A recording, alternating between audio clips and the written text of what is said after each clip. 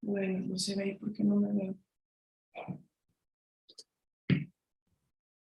Listo.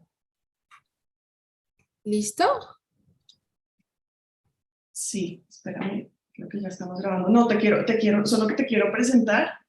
Vale, Entonces, vale. bueno, primero, de nuevo, bienvenida. Qué bueno que estés con nosotros hoy. Bueno, Camila, les cuento a todos, Camila Londoño es arquitecta, urbanista, experta en planificación urbana y ordenamiento territorial sostenible. Ella es arquitecta en la Universidad de los Andes de la ciudad de Bogotá y máster en ordenamiento territorial y gestión ambiental en la Universidad de Barcelona, con más de 16 años de experiencia en proyectos de planificación urbana, diseño urbano, ordenamiento territorial sostenible, rehabilitación y renovación urbana y planificación participativa. Desde el año 2015 hace parte de la firma IDOM, desempeñándose como directora de Ciudad y Territorio para Colombia y la región andina. Dentro de las firmas de las que ha hecho parte, ha sido responsable de importantes proyectos, entre los que se destacan la Estrategia de Intervención Integral de la Cuenca del Río Tunjuelo en Bogotá. Coordinó también el módulo de crecimiento urbano de la Iniciativa de Ciudades Sostenibles y Competitivas de Findeter para las ciudades de Valledupar, Villavicencio, Cartagena y Riohacha, y asimismo fue la experta en urbanismo sostenible para el proyecto NAMA Hábitat en Colombia y para el desarrollo de la normativa urbana en 9 municipios en Bolivia. Adicionalmente, ha liderado proyectos como el Estudio de Crecimiento y Evolución de la Huella Urbana de Bogotá y Región, los estudios ambientales para área metropolitana de Cúcuta y el estudio prefactibilidad para el Distrito de Ciencia, Tecnología e Innovación, para el proyecto de renovación urbana denominado Alameda de Entre Parques, la formulación del Plan Estratégico del Centro Histórico de Santa Marta y la estrategia urbanística para una de las estaciones piloto de la primera línea del Metro de Bogotá, los estudios de crecimiento urbano, vulnerabilidad y cambio climático para la ciudad de Armenia, el estudio de mercado y usos del suelo para el aeropuerto del Dorado, y asimismo dirigió la estructuración de proyectos piloto de la Colombia TODNAMA, la TODNAMA colombiana. Actualmente dirige el estudio de huella urbana y riesgos naturales para el área metropolitana de Lima y Callao. Entonces, con esta presentación, Camila, te damos la palabra y de nuevo, qué bueno que nos estés acompañando hoy. Vale, no, pues muchas gracias a todos y todas. Pues ya me presentaron, entonces no me presento. La idea de hoy, ¿ya ven mi pantalla? Sí, ya la vemos. Sí, ya. Perfecto. Cualquier cosa, si falla el internet, me avisan que no alcancé a llegar a la oficina. Vale. Voy a apagar el video por si acaso no me falle tanto el internet. Listo. Bueno, la idea de la reunión de hoy es contarles un poco la experiencia que IDOM ha tenido en el desarrollo de los estudios ambientales de crecimiento urbano, cambio climático y vulnerabilidad para las ciudades colombianas y latinoamericanas. IDOM ha hecho este estudio para más de 40 ciudades en Latinoamérica y el estudio de huella urbana específico para más de 30 municipios aquí en Colombia. Entonces tenemos, digamos que una cantidad de data que hemos recolectado a lo largo de estos últimos 8 años que nos ha permitido tener una visión de cómo están las ciudades latinoamericanas en comparación entre ellas, cómo están las ciudades colombianas. Hoy he traído la presentación de específicamente las colombianas, pero tenemos esto mismo para todas las ciudades latinoamericanas comparándose entre sí, incluso las colombianas. Entonces es muy interesante porque pues estos datos que hemos recolectado nos han servido para entregárselos a ministerios de los diferentes países, para entregárselos al Departamento Nacional de Planeación y que realmente entre las alcaldías locales, las municipales, las departamentales y todos los niveles de gobierno, pues estos estudios se puedan usar y que realmente sirvan para algo y se puedan tomar decisiones en los diferentes niveles. En Colombia llevamos haciendo esto más de 8 años y bueno, nuestro cliente aquí principal ha sido Findeter. La iniciativa es una iniciativa que se desarrolla con una metodología del BID. El resto de ciudades en Latinoamérica nos los ha contratado el BID, en México otra banca, pero en general pues esto es una iniciativa del Banco Interamericano de Desarrollo. Eh, entonces pues demos comienzo. ¿Qué les quiero hablar? ¿Hacia dónde va el mundo? ¿Cómo estamos hoy en las ciudades colombianas y qué debemos hacer? Obviamente esto es una pincelada de todos los estudios. Todas estas ciudades tienen exceptuando Bogotá región, los tres estudios, es decir, el estudio de huella urbana de Bogotá región, el estudio de huella urbana, perdón, el estudio de mitigación al cambio climático y el estudio de vulnerabilidad. Entonces, con estos tres estudios, pues logramos, digamos que sacar recomendaciones generales de qué debemos hacer y pues podremos compartirles lo que es público en las páginas de Findeter y del MIT. Entonces, ¿hacia dónde va el mundo? Yo creo que ustedes todos aquí pues también como me contaba Carolina, expertos en temas urbanos, pero pues la población mundial en este momento está inmersa en un proceso en el que realmente se está abandonando el suelo rural y se están concentrando la población de las ciudades latinoamericanas y las ciudades del mundo en general en las ciudades principales. El 55% de la población mundial hoy vive en ciudades y se prevé que para el 2050 esta cifra alcance 68. Entonces, un poco a raíz de esto nace la necesidad del Banco Interamericano de Desarrollo de desarrollar esta metodología en las ciudades emergentes y sostenibles de Latinoamérica. ¿Por qué? Porque en América Latina y el Caribe este proceso es todavía más acentuado. El 80% de la población hoy reside en zonas urbanas y esto se prevé que al 2050 esté en un valor del 88%. Entonces, a raíz de esto y entendiendo estas dinámicas de migración hacia las ciudades principales latinoamericanas, nace esta necesidad de empezar a pensar cómo vamos a crecer al año 2050 de manera planificada y sostenible, cómo vamos a dar soluciones de suelo, soluciones de vivienda sostenibles a largo plazo, cómo vamos a empezar a ser resilientes al cambio climático, porque muchas de estas ciudades están golpeadas por el cambio climático, por todo lo que está ocurriendo en temas de inundaciones, deslizamientos, bueno, ya lo vamos a ver en específico en algunas ciudades. Entonces, pues las grandes urbes en América Latina tienden a concentrarse formando grandes metrópolis interconectadas. Dentro de estas ciudades que hemos estudiado, existen dentro de ellas algunas áreas metropolitanas. Dentro de esa está el área metropolitana de Bogotá región, o la región metropolitana como la conocemos hoy. En este momento estamos estudiando el área metropolitana de Lima y Callao, estudiamos también el área metropolitana de Asunción, Florianápolis, es decir, hay otras que hemos estado estudiando. Bogotá región tiene la diferencia y es que solo se hizo el estudio de huella urbana porque como ustedes bien saben, el tema de riesgos naturales está muy estudiado en Bogotá, entonces lo que quería en ese momento planeación distrital, la gobernación de Cundinamarca y Findeter, era tener el estudio de huella urbana, unirlo a todos estos estudios de riesgos de inundación y demás que se habían hecho y aparte de todo ya tenían un inventario de gases de efecto invernadero. Entonces, pues por eso, en este caso específico de Bogotá Región, nos contrataron únicamente el estudio de huella urbana, cómo deberíamos crecer al año 2050 como una región sostenible. Entonces, ¿qué está ocurriendo en las ciudades colombianas? Estos son desarrollos de vivienda de interés social en la periferia de la ciudad de Valledupar, en Colombia.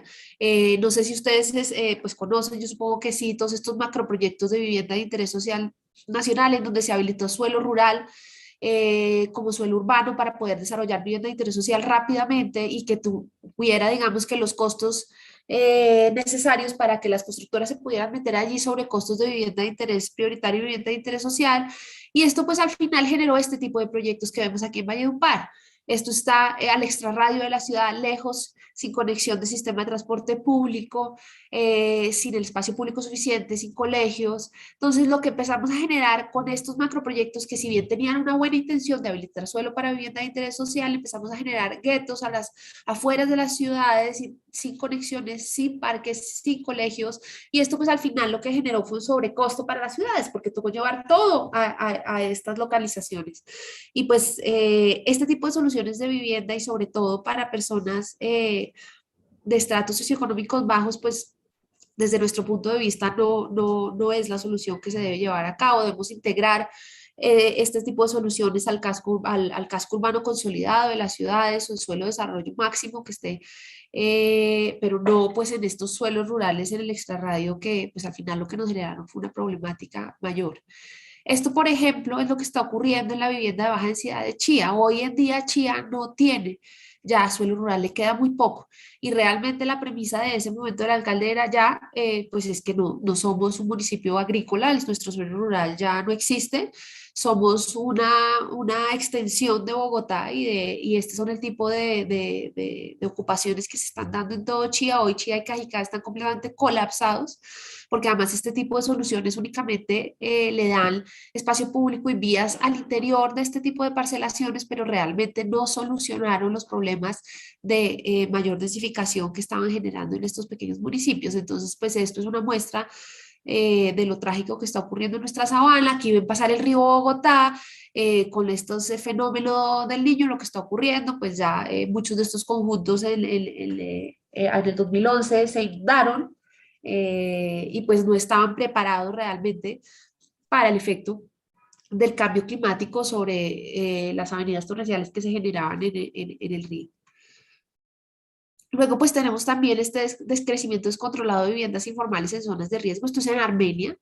Es un claro ejemplo de que con este invierno que estamos viviendo hoy, pues estas familias hoy están viviendo un problema grave de vulnerabilidad. Deberían ser familias que se relocalicen, pues miren las condiciones en las que están y pues así tenemos un porcentaje importante de viviendas en las ciudades intermedias del país y pues en muchos de los municipios que rodean Bogotá.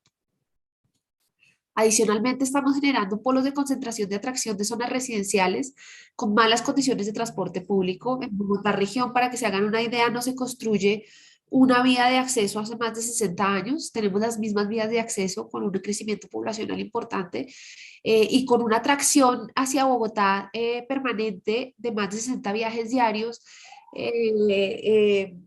Más de 60.000 viajes diarios, más o menos las personas que están viviendo en Soacha hoy se están demorando 2 horas yendo, 2 horas volviendo a su lugar de trabajo.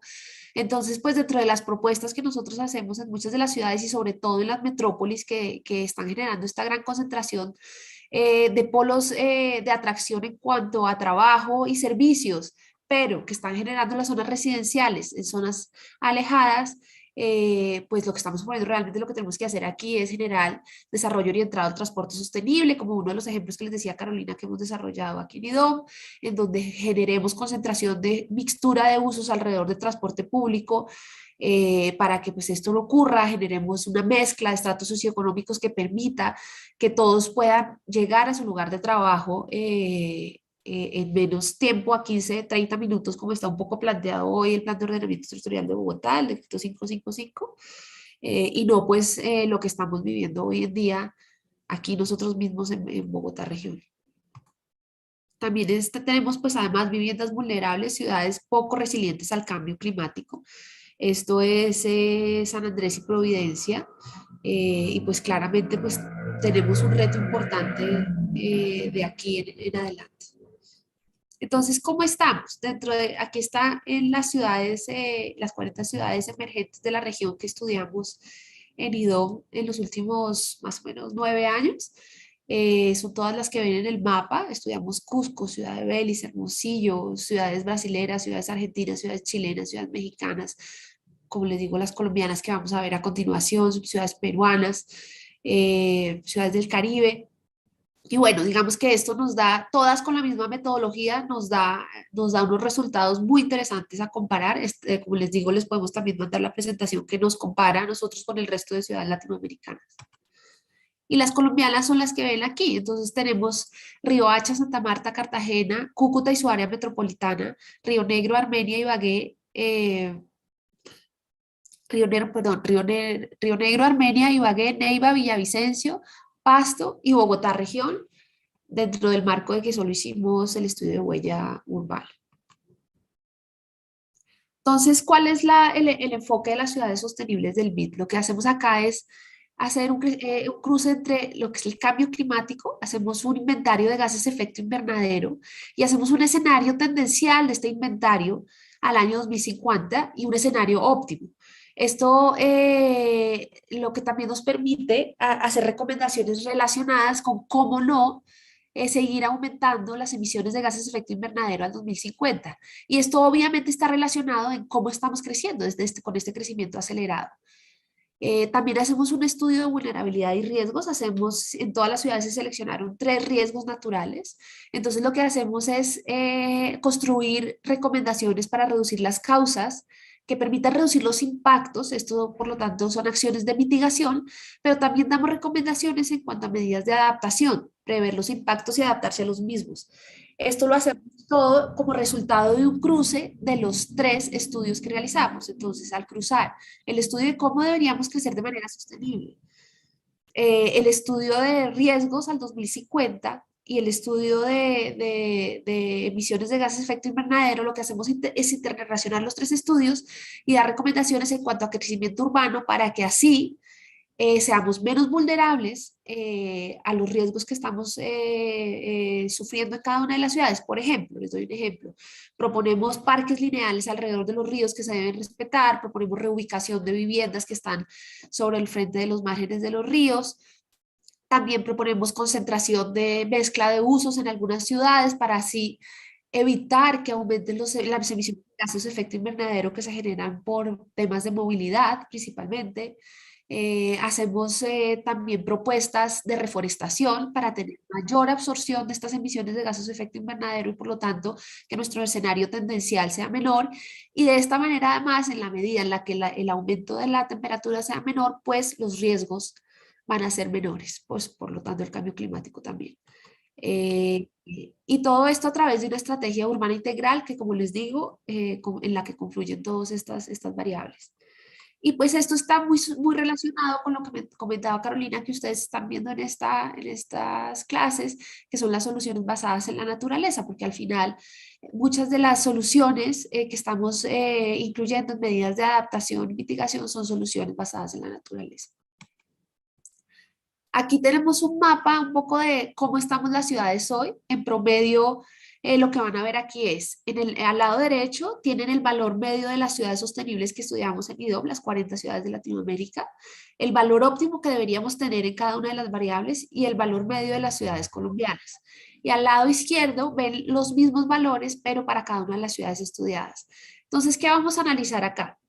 Vamos a analizar cómo se comportan las ciudades colombianas en cuanto a su límite urbano, la tasa media de crecimiento anual, cómo estamos creciendo, si estamos creciendo de manera difusa o si estamos creciendo de manera compacta, estamos creciendo en el suelo urbano o estamos creciendo en la periferia, estamos creciendo en el suelo suburbano o estamos incluso ocupando el suelo rural. ¿Cómo estamos creciendo en cuanto a las densidades? ¿Tenemos densidades óptimas dentro del crecimiento o tenemos densidades subóptimas en algunas ciudades? Como se dan cuenta acá, las ciudades colombianas en cuanto a densidad están entre comillas bien. ¿Por qué? Porque son unas ciudades súper densas, pero no son densidades cualificadas, no tenemos espacio público, tenemos temas de hacinamiento en algunas ciudades, entonces sí que estamos entre comillas bien en densidad, pero no son densidades generalmente cualificadas.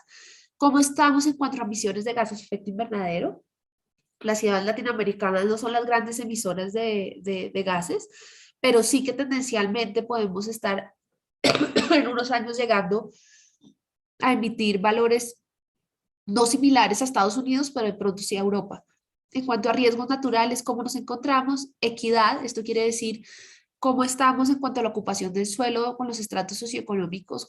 Realmente aquí lo que tenemos en todas las ciudades colombianas, como se dan cuenta, y en las latinoamericanas somos muy parecidas todas. Fíjense que aquí se encuentran la línea roja y la azul. Las ciudades latinoamericanas tienen un problema de segregación socioespacial muy grande. ¿Y cómo estamos en espacio público? En espacio público, las ciudades colombianas tienen un promedio bajísimo, ya lo vamos a ver, de espacio público de metro cuadrado, espacio público por habitante, muy lejos pues de lo que la OMS recomienda.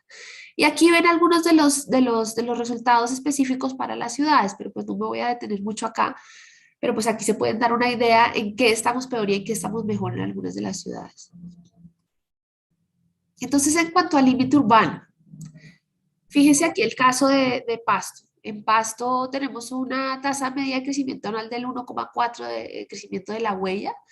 Miren Valledupar ha sido una ciudad que ha crecido de manera compacta y aquí pueden ver en un semáforo que bajo la metodología del BID nos permite clasificar las ciudades en rojo, verde y amarillo, es decir, rojo estamos con una ciudad que está creciendo de manera ineficiente, una ciudad que crece menos ineficiente de una ciudad que crece de manera eficiente. Dentro de las colombianas tenemos a Riohacha, Valledupar y Armenia con un crecimiento, entre comillas, un poco más eficiente que las demás. Villavicencio, Cartagena y Santa Marta son las menos ineficientes, las que están creciendo de manera más ineficiente, perdón.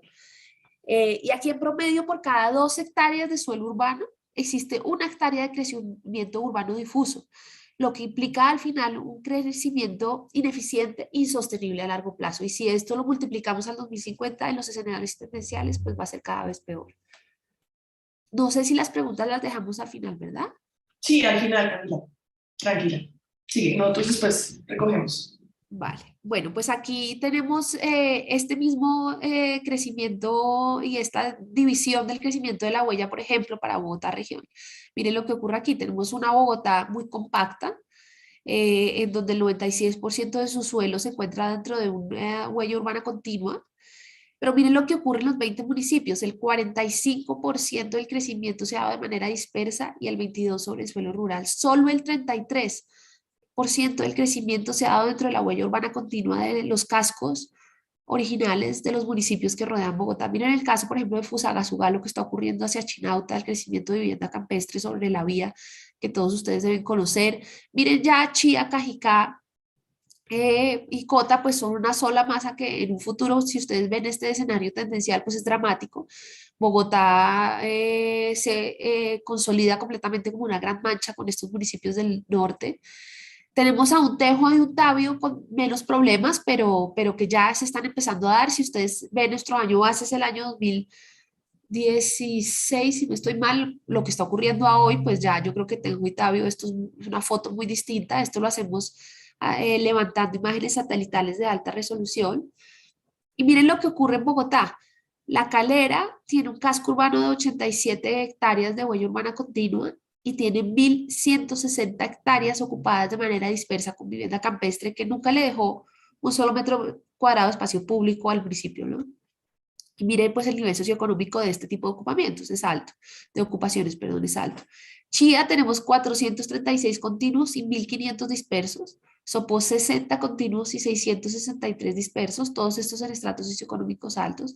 Y tenemos un Suacha que tiene casi 1.500 hectáreas de continuo versus 60 dispersos en estratos socioeconómicos bajos. Claramente, pues tanto el occidente como el sur han crecido de manera más compacta con proyectos multifamiliares para estratos socioeconómicos bajos, vivienda de interés social, vivienda de interés prioritaria de 5 pisos, pues lo que sí que ha generado una ocupación menos dispersa del suelo. Y miren, si comparáramos el área metropolitana de Bogotá en cuanto a la tasa media de crecimiento anual de otras ciudades latinoamericanas del mismo tamaño o magnitud de población, tenemos que el área metropolitana de Asunción, Paraguay, tiene una tasa de crecimiento media anual del 3,8, Bogotá del 1,9, Lima Callao, que lo estamos haciendo ahorita del 1,2. En ese sentido nosotros estamos un poco peor, pero bueno, esto en Lima y Callao, si les contáramos en otra ocasión, pues es muy dramático. Nosotros estamos bien al lado del área metropolitana de Lima y Callao. Es un drama la ocupación de viviendas informales en riesgo, la ocupación llega al 20% de viviendas del total, el 50% de la población vive en niveles socioeconómicos bajos, o sea, estamos nosotros en medio de todo, el tema está un poco más controlado. En cuanto a densidad, ¿cómo estamos? Miren Río Negro. 5 de cada 10 hectáreas son difusas. Aquí miren lo que ocurre. Río Negro también es un drama. Si yo creo que actualizáramos a Río Negro, la semana pasada estábamos aterrizando y yo creo que lo que hicimos en su momento estaba aún peor. Río Negro está creciendo en el suelo suburbano con edificios de 10 pisos en el suelo rural. O sea, es alucinante. No han logrado consolidar una sola huella y pues tienen un crecimiento y obviamente la presión de la vivienda campestre de Medellín. Y miren Riohacha en medio de todo, como les decía, ha crecido de manera compacta, solo 1 de cada 10 hectáreas es dispersa. 15% de los crecimientos son inconexos en general y de baja densidad, y 3 de cada 10 hectáreas crecen de manera discontinua, con bajas densidades y de manera desconectada. ¿Cómo estamos aquí en estas ciudades? Miren, Villavicencio, Río Negro y Pasto son las que están con crecimientos de menores densidades. Las que están mejor son Riohacha, Valledupar y el área metropolitana de Cúcuta. Si hiciéramos entonces unas conclusiones, digamos, de los escenarios que proyectamos al 2050, el 20% de las ciudades van a duplicar su superficie. Esto va a aumentar, por supuesto, los costes de infraestructura. Esto también lo hacemos dentro de la metodología que desarrollamos. Calculamos los costes del escenario tendencial, del escenario óptimo, que es el que construimos como un sueño de los urbanistas, y del escenario intermedio que construimos con las municipalidades, poniendo variables económicas y políticas que realmente permitan su desarrollo. Por lo tanto, pues el óptimo es el más económico, el intermedio más o menos, y el tendencial, pues, por supuesto, es costosísimo. Ahorita les vamos a mostrar el promedio de esos costos en comparación. Vamos a aumentar los tiempos y distancias de desplazamiento, lo que directamente disminuye la calidad de vida de los habitantes, y que yo creo que es el gran problema que tienen estas ciudades latinoamericanas. Y al final lo que estamos aumentando es el impacto medioambiental, porque en la medida que sigamos creciendo así, pues mayores serán las emisiones que generaremos, y por lo tanto el aumento de la temperatura para efectos del cambio climático va a ser peor. Calculamos que la densidad de vivienda va a reducirse alcanzando densidades de 56 viviendas por hectárea, cuando deberíamos tener densidades de 200 viviendas por hectárea. Bogotá es una ciudad súper densa, es una ciudad multifamiliar, pero en algunos sitios pues sí que tenemos temas de densidad, como les decía, no cualificada. En cuanto al tema de emisiones de gases de efecto invernadero, pues se pueden dar cuenta que las ciudades que están en rojo con las emisiones más altas son Cartagena y Cúcuta. Cartagena por todo el tema de hidrocarburos, aeropuerto con el medio de la ciudad, el puerto le genera un impacto altísimo. Y Cúcuta también tiene un tema de fugitivas de hidrocarburos altísimo, por eso Cúcuta sale rojo. Villavicencio también tenía un tema de fugitivas, pero no igual de alto que Cúcuta. Y pues si se dan cuenta, en general, en cuanto a emisiones, no estamos muy cerca, como les decía, de Europa y Estados Unidos. Fíjense que las ciudades latinoamericanas y las colombianas en general emiten entre 1 y 3 toneladas per cápita de gases de efecto invernadero, mientras que en Europa se emiten 7 toneladas per cápita y en Estados Unidos 16. Esto, que yo creo que cada vez es peor. Entonces, ¿qué calculamos? Que las emisiones van a tender a duplicarse entre el 2020 y el 2050 en las ciudades latinoamericanas, es decir, vamos a pasar de 1 a 3 toneladas a casi 6 en algunos casos. Esto per cápita, y van a tender a triplicarse en términos absolutos. Esto va a aumentar, por supuesto, la temperatura global y nos va a impactar, por supuesto, las consecuencias de los riesgos que tenemos en las diferentes ciudades. En cuanto a riesgos, ¿cómo estamos? Si se dan cuenta, pues tenemos ciudades como Santa Marta, que tenía un tema de riesgo de inundación costera, riesgos de inundaciones también dentro de la ciudad. Cartagena también el riesgo, pues ustedes han visto cuando Cartagena, cuando llueve, cómo se rebosan las alcantarillas, el mar inunda el centro histórico. Bueno, Cartagena está dentro de las peores. Valledupar, el río Guatapurí también tenía unos efectos altísimos sobre las viviendas que se estaban alojando en riesgo sobre el margen del río. En Armenia es dramático la localización de viviendas en riesgo sobre todas las quebradas que cruzan la ciudad. No me acuerdo el número, pero son innumerables. En Neiva teníamos temas de deslizamiento, en Pasto también teníamos grandes problemas de inundación. Entonces, como se dan cuenta de riesgos, pues sí, estamos mal. El 7% de la población hoy en día habita en zonas vulnerables.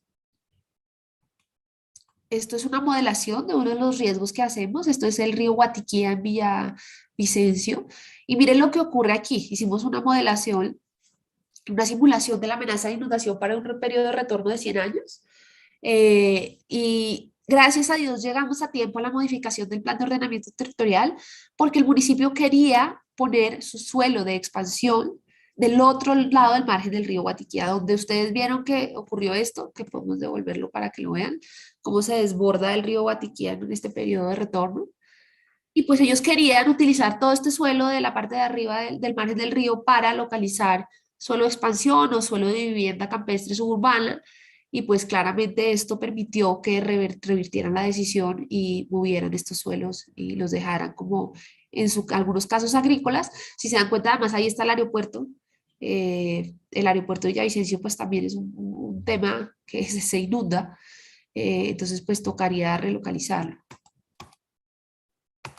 Entonces, ¿qué calculamos? Que las viviendas en riesgo van a aumentar a un 30% de la totalidad, aumentando las pérdidas anuales de vidas y viviendas, aumentando los costos de reconstrucción y los costos de reubicación. Y esto pues con un tema de costos ambientales altísimo. ¿Cómo estamos en temas de equidad? Entonces, si se dan cuenta, las ciudades colombianas se salva Río Negro, que tiene una ocupación principalmente de estratos socioeconómicos altos de Medellín y Neiva. Ibagué más o menos, pero el resto todas en rojo son ciudades con graves problemas de segregación socioespacial. Miren Riohacha tiene el 80% de su superficie residencial en niveles socioeconómicos bajos. Río Negro es la excepción, que solo tiene el 11%, porque pues realmente Río Negro es una ciudad que recibe principalmente estratos más altos de Medellín. Pero miren lo que ocurre acá, el 73% de las ciudades estudiadas están con graves problemas de segregación. Una de cada 2 hectáreas residenciales son de niveles socioeconómicos bajos en las ciudades colombianas. Entonces, en ciudades donde las clases bajas son mayoritarias, tienen una mayor ocupación ilegal del suelo, un incremento de los riesgos naturales porque estamos ocupando zonas de riesgo permanentemente. Tenemos una segregación socioespacial que cada vez va a ser más difícil de solucionar. Aquí teníamos un tema específico de COVID en algunos casos, porque pues por supuesto esto se vio impactado, las ciudades latinoamericanas tuvieron un fuerte impacto de muertes por COVID-19 debido al hacinamiento y pues a un aumento de la inseguridad en general. ¿Y cómo estamos en espacio público? Pues rajadísimos. Las ciudades colombianas todas están en rojo, son ciudades con graves carencias de espacios públicos verdes. El 40% de la población está cerca de un área verde a menos de 10 minutos caminando. Aquí tenemos el caso de Armenia, que es de los menos graves, tiene 4,2, Bogotá tiene 6,4, Riohacha, mire el caso de Riohacha, 0,6 metros cuadrados de espacio público por habitante. Santa Marta tiene 1 metro cuadrado de espacio público por habitante. Entonces, pues aquí, como les decía, somos unas ciudades densas, pero poco cualificadas. El promedio de áreas verdes en las ciudades colombianas está en 1,93, muy inferior a lo que la OMS recomienda, que son 10. Entonces, pues las ciudades con grandes déficits de áreas verdes hay un aumento de la temperatura superficial, por supuesto, hay problemas de drenaje, y aquí es donde también las soluciones basadas en la naturaleza son tan importantes, porque vamos a lograr aumentar los metros cuadrados de espacio público, solucionar problemas de inundaciones, problemas de drenaje, y pues aquí digamos que podemos, digamos que impactar varios frentes al mismo tiempo, vamos a tener un aumento de la contaminación, unos déficits de espacios de recreación y unos hábitats urbanos, como les decía, no cualificados. Estamos previendo que estas dotaciones disminuyan al 2040 en promedio a 1,2. Entonces, en síntesis, tenemos unas ciudades colombianas dispersas en su mayoría, con un límite urbano poco controlado, con un consumo alto de suelo suburbano y rural, unas densidades ineficientes, unas ciudades que a largo plazo van a ser insostenibles, unas ciudades no resilientes al cambio climático, que no tienen procesos de adaptación, unas ciudades segregadas y unas ciudades insalubres con un déficit de espacio público altísimo. Acá tienen un ejemplo, este es pues, un ejemplo que hicimos hace muchos años, esta ciudad, Valledupar, se estudió en el año 2015, y en medio de todo Valledupar era un buen ejemplo de una buena alcaldía que había logrado tener un POT que mantuviera el crecimiento urbano controlado. Este es el modelo actual para el año 2015 que hicimos el estudio hace 7 años. Este es el escenario tendencial de qué ocurriría. ¿Qué pasaba acá? Que sí había en algunos casos algunos crecimientos de macroproyectos y de vivienda informal. Miren lo que estaba ocurriendo sobre el río Guatapurí. Se consumía completamente el margen del río, entonces pues tendencialmente sí llegábamos a tener un crecimiento mucho más compacto, pero muchísimo más amplio. Este es el escenario óptimo. Aquí es muy importante que tengan en cuenta que en los 3 escenarios que proyectamos es la misma población. Lo que nosotros modificamos aquí son las densidades y los lugares en los que crecemos. Entonces, fíjense la diferencia. Todo esto es la misma población ubicada de manera diferente con distintas densidades. Este es el que les decía que construimos, que es el sueño de los urbanistas, y este es el escenario intermedio que, como les decía, tiene en cuenta variables económicas y políticas. Y pues aquí, por supuesto, hacíamos un proyecto que se propuso y que incluso se está construyendo y que el mismo alcalde en su momento arrancó la reubicación del barrio El Pescadito sobre el Guatapurí para poder realizar la construcción del parque, relocalizó esas viviendas cerca. Eso fue un proyecto muy bonito de reubicación que en su momento tuvo mucho éxito. No sé hoy qué ha pasado, no he averiguado, pero en su momento fue muy exitoso. Y pues al final una ciudad planificada puede reducir en un 50% el suelo de expansión con respecto a la tendencia. Miren la diferencia entre el escenario tendencial y el óptimo. Una ciudad planificada y densa puede reducir en un 150 los costos de inversión de infraestructura de urbanización y de servicios. ¿Cuánto nos cuesta llevar vías, transporte y servicios públicos a las extrarradios de las ciudades? ¿Cuánto nos cuesta hoy en día, por ejemplo, en Bogotá región? En Bogotá región tenemos un problema, incluso ni siquiera de abastecimiento de agua. Hoy en día en la mayoría de municipios están conectados o a la red de Bogotá o le compran agua en bloque, pero tenemos un problema gravísimo ya también en cuanto a suministro de energía. Las redes de energía están en este momento al 98% de capacidad porque el grupo de energía no sabe ya por dónde pasar las redes de alta tensión. Entonces, en la ocupación del suelo, por donde deberían pasar esas redes, ya se está dando con planes parciales, con viviendas campestres, que el grupo de energía ya no sabe por dónde pasar. Entonces, no es solo un problema de agua, no es solo un problema de alcantarillado, que también existe. La Calera es un drama. La Calera, todos sus proyectos de vivienda campestre se manejan con pozos sépticos, pocos con plantas de tratamiento de aguas residuales. Bueno, eso es un drama ambiental que se nos va a venir encima. Pero adicionalmente también tenemos problemas de energía. Y pues al final una ciudad planificada y densa puede reducir en un 25% las emisiones de gases de efecto invernadero y pues no aumentar, como les decía ahorita, lo que tendencialmente puede ocurrir.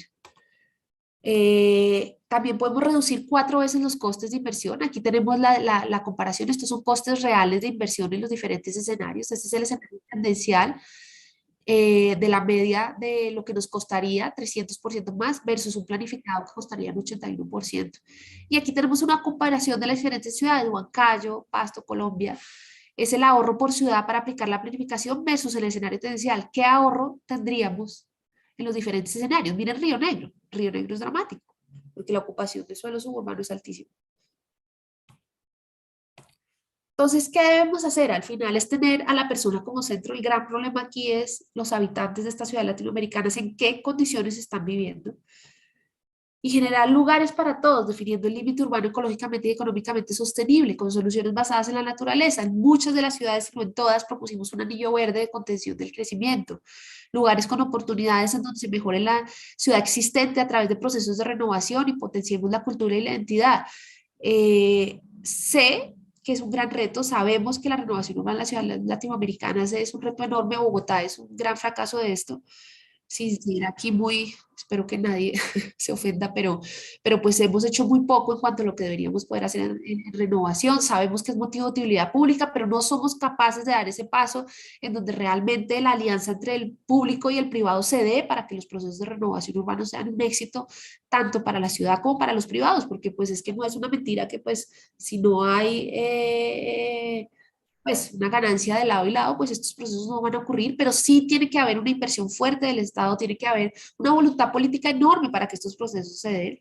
Tenemos que tener procesos de movilidad inclusiva, ciudades asequibles, ciudades de 15 y 30 minutos, como lo propone el nuevo POT, y esto pues se logra con estos procesos de desarrollos orientados al transporte sostenible, este piloto que hicimos para la primera línea del Metro Bogotá, que la idea es que se replique en las diferentes estaciones. Perdón, se replique en diferentes estaciones para pues así realmente generar polos de concentración de vivienda y usos mixtos alrededor de esta línea de transporte masivo y que no nos ocurra lo que ocurrió en la Caracas con el Transmilenio, esa gran inversión del Transmilenio de la Caracas y miren lo que hoy es la Caracas, o sea, no se generaron procesos de renovación urbana, es una vía degradada en donde realmente no se aprovechó esa inversión, no se capturó valor. Entonces, pues si no capturamos valor, ¿cómo reinvertimos en estos procesos de cualificar el entorno del transporte? Apuntarle a un medio ambiente saludable, mejorando el espacio público y promoviendo el desarrollo de estos nuevos espacios. Pero siempre cuando hablábamos de Bogotá región, yo les decía, imagínense lo que va a ser llegar a 10 metros cuadrados de espacio público por habitante en 2050 si no hacemos algo ya. ¿Dónde vamos a poner parques? O sea, cada vez va a ser más costoso porque entre más procesos de renovación urbana requieran de mayores espacios públicos, pues vamos a tener que comprar suelo urbanizado, construido para convertir en parques. Y pues por supuesto lo que les decía, la gobernanza es fundamental, garantizar el desarrollo económico, social e institucional duradero para que se promueva un equilibrio entre el Estado, la sociedad y el mercado. El mercado hoy en día, así no lo queramos, es el que manda la parada. El mercado aquí en Lima, en Huancayo, en Armenia, manda la parada. Donde el mercado está, la ciudad se desarrolla, pero si logramos tener ese equilibrio, pues el mercado va a poder ir de la mano del crecimiento sostenible. Y pues al final mejorar la calidad de vida de las personas a través también de unas ciudades inteligentes y de la innovación digital. Yo siempre he dicho que las ciudades colombianas, no todas están listas para ser ciudades inteligentes, pocas Medellín, Bogotá de pronto, pero mucho estamos pensando en esas smart cities, pero bueno, ¿cómo ser ciudades sostenibles para llegar a ser ciudades inteligentes? O cómo las soluciones de las ciudades inteligentes nos pueden ayudar a ser ciudades sostenibles, pero tenemos pues un largo camino por delante. Este es el ejemplo que les decía del Anillo Verde y del Parque Lineal del río Guatapurí. Estos son algunos de los retos de lo que se propuso en su momento. Esto el proyecto no lo ganamos nosotros generalmente dejamos las recomendaciones y las alcaldías deciden qué proyectos continuar a siguientes fases de la mano inclusive de FINDETER. Esto es un ejemplo ya construido de un anillo verde de contención del crecimiento en Vitoria. Este también lo hicimos nosotros y es buenísimo porque ya es el ejemplo en vivo e indirecto de lo que se podría hacer para contener un crecimiento de una ciudad que está empezando a crecer de manera dispersa. Lugares de oportunidades, esto yo sé que no somos Bilbao, nosotros en IDOM fuimos actores y parte de la renovación urbana de Bilbao y esto es un gran ejemplo de cómo realmente lograron ponerse de acuerdo el público y el privado, cómo lograron tomarse esos suelos públicos y convertirlos en espacio público y cómo pasamos de ser una ciudad industrial completamente degradada, con una ría contaminada, al Bilbao que tenemos hoy. Este es un ejemplo de movilidad inclusiva, de desarrollo orientado al transporte. Este es el proyecto de la Totnama que comentabas ahorita. Este es el corredor verde del río Lilian-Cale. Estos son proyectos basados en estos principios DOTS, en donde lo que proponíamos era desarrollar un corredor verde alrededor del río Lili. Teníamos problemas de invasiones, de vulnerabilidad de viviendas, cómo volver realmente este entorno un entorno con una solución basada en la naturaleza para poder proteger estas viviendas que estaban allí. Tenemos adicionalmente además esta vía importante de Cali que atraviesa Cali al lado, entonces podíamos hacer un desarrollo de transporte, ciclorrutas, peatones, todo incluido dentro de una misma solución. Este es un proyecto de recualificación de la cuenca urbana del río Choluteca que también hicimos. Esto fue una recomendación que salió de los estudios de las ICES en Tegucigalpa, en Honduras, y el proyecto siguió a siguiente fase con el Banco Interamericano de Desarrollo. Hicimos el Plan Urbano Ambiental y la Estrategia de Transformación de este entorno del río Choluteca, y pues lo que queríamos generar era, como les comentábamos ahorita, soluciones basadas en la naturaleza para poder recuperar esta zona deteriorada de la ciudad. Y pues en cuanto a gobernanza, tenemos que poder priorizar las inversiones. No todo es importante, tenemos que lograr ayudar a los municipios a priorizar sus inversiones, a fortalecer la institucionalidad, porque ¿qué nos ha pasado muchas veces? Que entregamos estos estudios, llega el siguiente alcalde, no tiene ni idea qué hacer y el estudio queda completamente guardado. Incluso a nivel nacional nos ha pasado, entregamos toda la información al Ministerio de Vivienda en el gobierno anterior, a comienzo del gobierno. Pasaron los 4 años y al final del gobierno nos estaban diciendo qué pena, no encontramos la información que nos entregaron toda la geodata base para toma de decisiones del ministerio en cuanto a ordenamiento de las ciudades. Se entregó al comienzo y al final ya no sabían dónde estaba. Entonces, si no logramos utilizar esta información para generar cambios, pues esta se va a quedar allí como un estudio más que no genere impactos, ¿no? Por esto tenemos que aumentar la capacidad técnica. A nivel de Bogotá estamos muy bien, o sea, Bogotá fue un gran reto porque la capacidad técnica de planeación distrital es enorme, pero siéntense en Armenia, hablar con el alcalde, o sea, y con los secretarios de planeación y las personas que reciben esto. ¿Quién recibe esta geodata base en los municipios? ¿Cómo la manejan? Entonces los estudios incluyeron unas capacitaciones importantes a estas alcaldías. El gran tema es que, como ustedes saben, cambiamos de gobierno y todo se pierde. Voy súper tarde, tengo que acabar ya, ¿cierto? Y la formulación de unos marcos regulatorios que al final le apunten a realmente lograr una financiación también sostenible. Tenemos que lograr APPs, cosas que funcionen, una financiación que realmente permita que estos proyectos se hagan. Y por supuesto la participación ciudadana como un eje transversal de la planificación en todo su sentido, para que al final la consolidación de este territorio sostenible y competitivo pues va a depender de la planificación coordinada del uso del suelo, de la movilidad, del transporte, de los servicios públicos y de las áreas de actividad económica que impulsen y que nos permitan además capturar mayor valor para que la financiación esté allí, pero que muchas veces se nos escapa por no planear bien. Y pues apuntarle a las ciudades inteligentes que están tanto en boga, pero pues que creo que tenemos varios pasos para llegar allí, para atraer generación de nuevas actividades económicas, para reducir los costos, de incrementar los ingresos, capturar valor, ciudades y ciudadanos más eficientes y pues adaptarnos a situaciones excepcionales como lo que nos ocurrió en la pandemia. Podemos lograr a través de soluciones de Smart Cities temas de sensores para temas de seguridad, semaforización inteligente para los temas de movilidad. Podemos también tener temas de sensores de pérdida de agua. Por ejemplo, en Santa Marta es medio surreal porque pues no hay agua, ustedes lo saben, pero es que las pérdidas de la red de abastecimiento de Santa Marta llegan al 60%.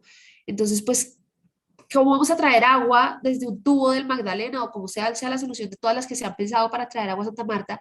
Empecemos por identificar las pérdidas, solucionarlas y así seguir avanzando. Entonces, pues bueno, estos son muchos de los retos que tenemos y eso era todo.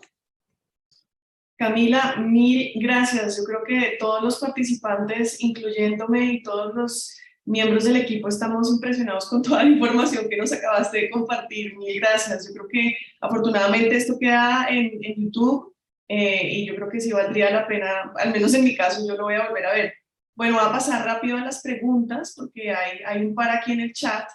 Entonces voy a comenzar con la de Neiler. Neiler pregunta, estas soluciones propuestas para mitigar los problemas de las ciudades del futuro, ¿ustedes las han presupuestado? ¿Suenan las soluciones casi imposibles de realizar? Por ejemplo, reubicar nuestros asentamientos sobre los márgenes de quebrada o ladera, entendiendo es necesario, pero si es factible técnica y económicamente. Sí, sí, nosotros sí cuantificamos estas, obviamente no a detalle, o sea, nosotros no hacemos presupuestos detallados, pero sí que sacamos con rangos, sacamos cuánto costaría las reubicaciones, cuánto costarían estos parques lineales y al final es más costoso seguir ubicándonos allí, teniendo estas pérdidas, es más costoso seguir tratando de llevar luz, agua y transporte a estos sitios que tratar de solucionarlo ya. Entonces ahí es cuando nosotros llamamos la atención de los alcaldes. Ahí el alcalde dice, ahí nos parabolas. Cuando nos estamos presentando, el alcalde dice, ah, es que aquí sí estamos haciéndolo mal. Entonces sí que hacemos, sí que sacamos costos para que el alcalde realmente y las entidades se den cuenta que es menos costoso reubicar. Lo que pasa es que la reubicación ni siquiera es el costo económico. El costo duro de la reubicación es el costo social. Y el costo político del alcalde que es capaz de decir, vengan señores, yo los llevo a un mejor lugar. Entonces, claro, los alcaldes dicen, yo me voy a un lado, me hago el loco porque es que el costo político y el costo social de esto es altísimo. Entonces, en la medida en que logremos sensibilizar a la población de que están en un riesgo altísimo, o sea, lo que ocurre en Armenia es dramático. Los venezolanos que se están localizando sobre las márgenes de estos pequeños riachuelitos que cruzan toda la ciudad, es dramático y todos los días tienen que ir a salvarlos porque es que se caen, se deslizan las viviendas. Entonces, pues yo creo que más que el costo económico de la reubicación está el costo social y político. Entonces, pues hay que lograr ese equilibrio y desarrollar un piloto. Con un piloto bien hecho, la gente entiende que es la mejor solución. Súper. Buenísimo eso de los costos, porque sin duda es un argumento que no se puede contradecir, ¿no? Es el que hace clic para que el tomador de decisión cambie. Sigo con la pregunta de Ana Viana. Ella pregunta, ¿el escenario óptimo a qué nivel queda planteado? ¿Se proponen reformas o creación de instrumentos o entidades que apoyen el cambio que plantea el escenario? Sí, en algunos casos sí, donde se requiere, sobre todo en las áreas metropolitanas. Porque pues cuando estás a nivel municipal único, pues sí que proponemos las soluciones. Entonces, digamos, hacemos recomendaciones en cuanto a gobernanza también, hacemos recomendaciones de cómo lograr en algunos casos modificar cierta estructura interna para que realmente se puedan desarrollar algunos proyectos, pero en donde hemos tenido mayores retos es en las áreas metropolitanas, porque tenemos áreas metropolitanas como la de Cúcuta, que es de papel, con todo respeto, pero la área metropolitana de Cúcuta, conformada en 1999, es de papel. Ellos no tenían una entidad de transporte, de planificación y medio ambiente que realmente pudiera planificar el crecimiento de un área metropolitana como hoy es Cúcuta, porque territorialmente lo es. pero no logran tener esa gobernanza que sí que tiene el área metropolitana del Valle de Aburrá, que logra tomar decisiones a nivel regional desde el punto de vista ambiental, de movilidad y de planeación. Cúcuta no lo lograba, Lima, pues ni se diga, o sea, los problemas de gobernanza en Perú son enormes. Nosotros somos un ejemplo de gobernanza y de la ley 388 y cómo nos organizamos y de cómo logramos que las cosas funcionen. Perú es otro rollo, pero sí que hacemos recomendaciones a la gobernanza. En Cúcuta, no sé si logramos que realmente el área metropolitana de Cúcuta como entidad lograra modificarse con nuestras recomendaciones, pero sí las hicimos para que pudieran ejecutar los proyectos a nivel regional que necesitaban. Súper. Bueno, voy a hacer dos preguntas de Carlos Rey de ICLEI, que se tuvo que ir, pero igual como que ha grabado para que pueda tener sus respuestas. Él dice que no le queda muy claro en el análisis multicriterio cómo se determina el valor óptimo, específicamente para el riesgo, cómo evaluaron ese valor. Y voy a leer la segunda pregunta de él, y la segunda es, ¿han analizado cómo afectan los diferentes modelos de crecimiento urbano las zonas ambientales periurbanas? Sí, claro. Nosotros hacemos la primera no la entendí. Yo tampoco, entonces no te puedo ayudar a entenderla, pero vamos con la segunda entonces. Y la segunda, sí, nosotros hacemos, no se los mostré, pero sí que lo hacemos un análisis de los limitantes al crecimiento urbano. Debo poner un ejemplo. Y es impactante porque entonces hacemos dónde no debemos crecer, dónde están las zonas de protección ambiental. Y si uno cruza el mapa de Bogotá como ha crecido hoy con el mapa de las limitantes al crecimiento, se va de para atrás que dice qué estamos haciendo. Entonces cruzamos suelos agrícolas de alto valor, cruzamos inclusive limitantes funcionales, limitantes de patrimonio, dónde se debe respetar el patrimonio, cruzamos limitantes por inundaciones, remociones masa, pendientes mayores al 30%. Todo se cruza y con esas limitantes intactas modelamos el óptimo. Sin esas limitantes intactas modelamos el tendencial. El tendencial ocupa todo aquello que puede ocupar, sin limitante pues. Listo. Bueno, acá te saludan varias personas, te agradece mucho la presentación. De hecho, nos acompaña alguien de la Cátedra UNESCO desde Bilbao, precisamente. Entonces, yo creo que fue chévere que usaras esos ejemplos. Y bueno, voy con la pregunta de Jorge. Jorge dice, lo que se considera una densidad óptima es variable en cada ciudad y contexto. Sí. Depende de la capacidad de provisión de servicios públicos, de la economía local, de la capacidad institucional e incluso de la cultura y la historia de la ocupación. ¿Cómo los modelos de IDOM se ajustan a estas particularidades? ¿Qué opinión tienes sobre el enfoque de Making Room for Expansion de Shlomo Ángel y su equipo? Bueno, sí, nosotros hacemos un análisis, a ver, no es como que en el óptimo, digamos, es que toda la ciudad va a crecer en 10 pisos, no. Hacemos un análisis de cómo ha crecido la ciudad, cómo han sido incluso sus procesos de renovación. Entonces, por ejemplo, en Valledupar teníamos algunos procesos de consolidación y renovación en algunos barrios. Lo que hacíamos era intensificarlos midiendo la capacidad de carga. O sea, nosotros nos hacemos es medir la capacidad de carga de redes, la capacidad de carga de movilidad para que realmente esos procesos de renovación no colapsen la ciudad. Entonces, en algunas zonas sí que proponíamos mayores densidades, en zonas que sabemos que son de estratos socioeconómicos bajos, que crecen en viviendas de 2 pisos, pues decirle a la gente lo que les decía al comienzo. Mire, es que usted está ocupando, sí, no en las mejores condiciones, pero vive en su casita de 2 pisos, vayámonos todos al extrarradio de la ciudad a vivir en un gueto de apartamentos de torres de 5 pisos, pues no, esa no es la solución. Sí hay que entender el contexto social de cada una de estas barrios, o sea, entonces lo que hacemos es identificar unas zonas homogéneas, levantamos el territorio por zonas homogéneas. Las zonas homogéneas incluyen estatus socioeconómico, uso y tipología de vivienda. Al identificar esas zonas homogéneas podemos, digamos que, formularlas en el óptimo, entendiéndolas desde su contexto hoy. Entonces no es que hagamos un rajatabla, es que vamos a densificar todo a 20 pisos, no. Sabemos en dónde podemos densificar por estas unidades homogéneas, sabemos en dónde podemos hacer procesos de renovación, sabemos en dónde podemos usar el suelo de expansión y bajo qué densidad podemos usarlo. Y proponemos suelos de expansión, estos sí que los proponemos generalmente en mayores densidades, no muy altas, dependiendo de la ciudad se define esa densidad, Y pues por supuesto el suelo suburbano y rural pues lo tratamos de mantener intacto. Sí respondemos en algunos casos a las demandas de vivienda campestre que hay en muchos municipios. No es darle la espalda a la vivienda campestre por darle la espalda, es una presión inmobiliaria que está, pero ¿dónde la ponemos y cómo la controlamos? No es que en todo el suelo rural suburbano se pueda hacer, no, ¿dónde? Y es lo que ocurre en los planes de ordenamiento territorial que no se han modificado y que aún siguen sin modificar, que no tienen el decreto 3600 incorporado. Entonces, si tú no tienes el 3600 incorporado en tu plan de ordenamiento territorial, pues no sabes cómo ordenar tu suelo rural. Y pues aquí es lo que ocurre. Entonces, sí que hacemos diferenciaciones en las diferentes densidades, no solo por ciudad, sino incluso por barrio. Y la última pregunta, ¿qué opino de qué?